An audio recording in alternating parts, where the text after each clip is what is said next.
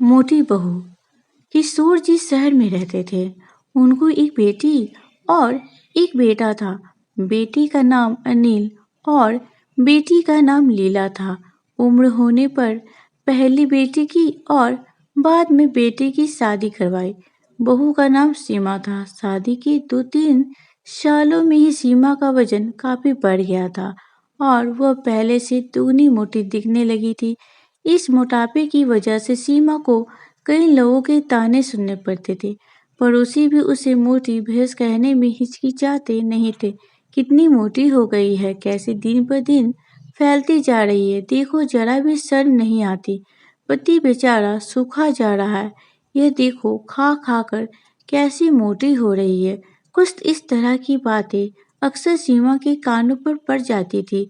स्वभाव से हंसमुख सीमा इन बातों को इग्नोर भी कर देती, लेकिन उसे ज्यादा दुख तब होता था जब उसकी खुद की सास और ननद उसके मोटापे के लिए उसे दोषी ठहराते और भला बुरा कहती।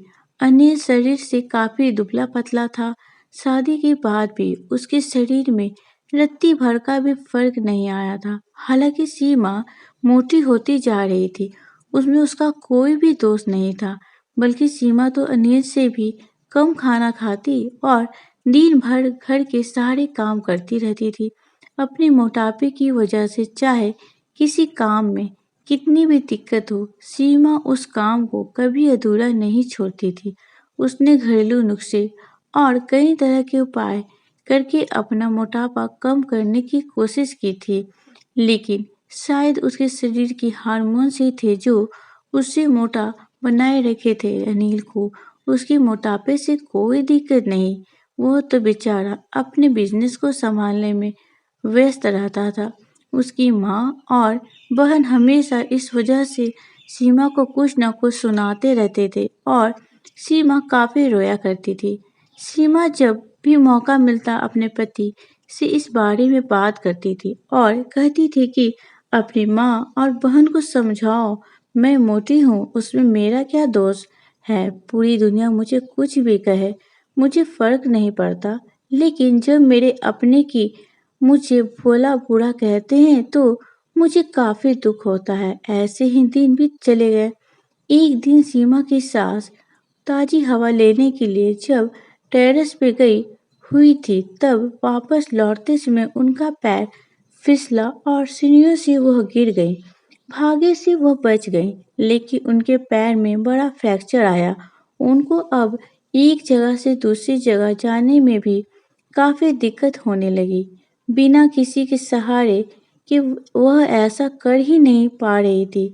जिस मोटी बहू को वह रोजाना ताने मारती थी, आज वही बहू उनका हर काम कर रही थी और उन्हें एक जगह से दूसरी जगह ले जा रही थी। उनका खुद का वजन भी 75 किलो था, जो उनके बेटे अनिल के लिए भी उठा पाना संभव नहीं था। हमको विचार आया कि बहू शरीर से भरी पूरी नहीं होती तो आज उनका क्या होता। सीमा की सास को सीमा का साथ किए हुए अपने बड़े बर्ताव के लिए पछतावा होने लगा। उन्होंने एक दिन मौका देखकर इस बात के लिए सीमा से हाथ जोड़कर माफी भी मांगी। सीमा ने कहा, अरे मालिक, आप माफी क्यों मांग रही हैं? आप मुझे समझने लगी, मेरे लिए इतना ही बहुत है। उस दिन के बाद सीमा के सास ने कभी भी उसे उसकी मोटापे की वजह से एक शब्द भी नहीं बोला, बल्कि तो उन लोगों से लड़ जाती थी जो सीमा को मोटी कह कहकर उसकी बुराई करती थी। सीमा की ननद भी इस घटना के बाद उसे इस विषय पर कुछ भी न कह सकी। खुशमिजाज सीमा अब पहले की तरह ही सब कुछ भुलाकर खुश रहने लगी।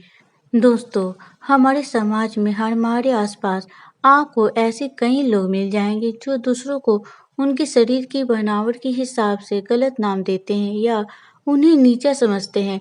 किसी की हाइट कम है तो नाटा, किसी का रंग काला है तो कालिया, कोई हेल्दी है तो मोटा, किसी के बाल कम है तो टकला। हमें ऐसी सोच को पूरी तरह खत्म करना होगा और यह समझना होगा कि बाहरी स्वरूप ज्यादा मायने नहीं रखता, मायने रखता है भीतरी खूबसूरती, स्वभाव और विचार। दोस्तों, मेरी आपको ये कहानी अच्छी लगी हो तो please like, share and subscribe. मेरी वीडियो को पूरा देखने के लिए धन्यवाद।